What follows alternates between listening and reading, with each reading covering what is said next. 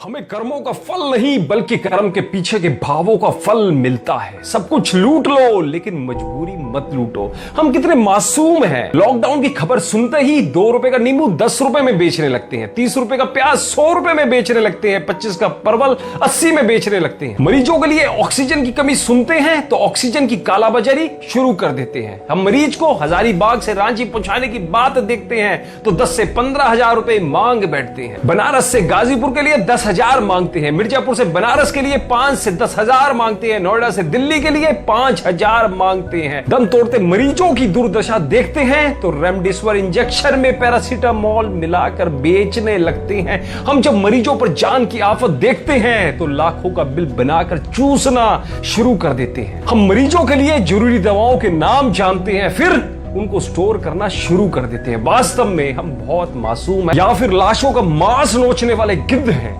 गिद्ध तो मरने के बाद अपना पेट भरने के लिए लाशों को नोचता है, पर हम तो अपनी तिजोरियां भरने के लिए जिंदा इंसानों को ही नोच नोच कर खा रहे हैं। कहां लेकर जाएंगे ऐसी दौलत, या फिर किसके लिए? कभी सोचा है आपने? एक बार सोचना जरूर। एक दिन हिसाब सबको देना पड़ेगा ईश्वर की अदालत में। कच्छ के भूकंप के दौरान की एक सच्ची घटना आपको सुनाता हूं। जिगरा हो ना तो अंत तक बड़े ध्यान से सुनिएगा।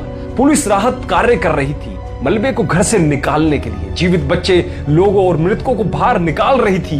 एक बूढ़ा आदमी एक सुंदर घर के मलबे के पास बाहर बैठा रो रहा था। मकान ढह गया, पुलिस आई, उसके पुत्र वधू का शव मलबे से निकाला। शरीर पर हर जगह गहने थे। पुलिस ने कहा, ये गहने रख लो, आपको काम आएंगे। फटी आंखों वाले उस आदमी ने कहा, ले लो, सब कुछ ले लो, जो करना है करो, लेकिन मुझे ये गहने नहीं चाहिए। पुलिस के लाख समझाने के बाद बूढ़े ने रोते हुए कहा, जब मोरबी का डैम टूटा था तब मैंने ये सारे गहने मृत लोगों के गले से लूट के अपने घर लाकर अपने पुत्र वधू को पहनाए थे। आज मेरी बहू ने वही गहने पहने हुए हैं जो मैं लूट के लाया था। मुझे कुछ नहीं चाहिए सर, मुझे कुछ नहीं चाहिए। वो बोलता बोलता तेज रोने लग गया और कहने लगा, आप ले लीजिए, आप रख लीजिए, आपको जो करना है, आपको जहां देना है आप दीजिए। कच्छ की इस कहानी को ध्यान में रखिए दोस्तों, और कोरोना के संकट के समय में मनुष्य की मजबूरी का लाभ ना उठाएं। इसलिए हमेशा याद रखें, हमारी कमाई हुई संपत्ति का बंटवारा कोई भी कर सकता है, लेकिन हमारे कर्मों का बंटवारा कोई नहीं कर सकता। हमारे द्वारा किए हुए कर्मों का फल हमें ही मिलेगा।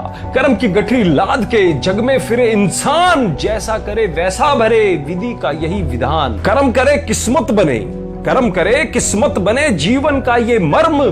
प्राणी तेरे भाग्य में, तेरा अपना कर्म। इसलिए कर्मों से डरिए, ईश्वर से नहीं। ईश्वर फिर भी माफ कर सकते हैं पर कर्म नहीं कर सकते। अटल सत्य है कि जैसे बछड़ा 100 गायों में अपनी मां को ढूंढ लेता है, उसी प्रकार कर्म भी अपने कर्ता को ढूंढ ही लेता है। आज नहीं तो कल अवश्य ढूंढ लेगा। दोस्तों, इस वीडियो को शेयर करके उन सभी अयोग्य लोगों को समझाएं जो जल्दी ही गलत काम करके करोड़पति बनना चाहते हैं, और वो भी ऐसी गलत शॉर्टकट तरीके से। और उन्हें समझाएं कि ये प्रकृति का न्याय, छल कपट और लालच में किए गए गलत कर्मों का परिणाम देर से सही पर मिलता अवश्य है। आपका एक मूल्यवान शेयर बहुतों की मानसिकता बदल सकता है। और आप ऐसे लोगों को क्या सीख देना चाहोगे जो लोगों का ऐसे समय में फायदा उठाते हैं? कमेंट के माध्यम से हमें जरूर बताइएगा। धन्यवाद।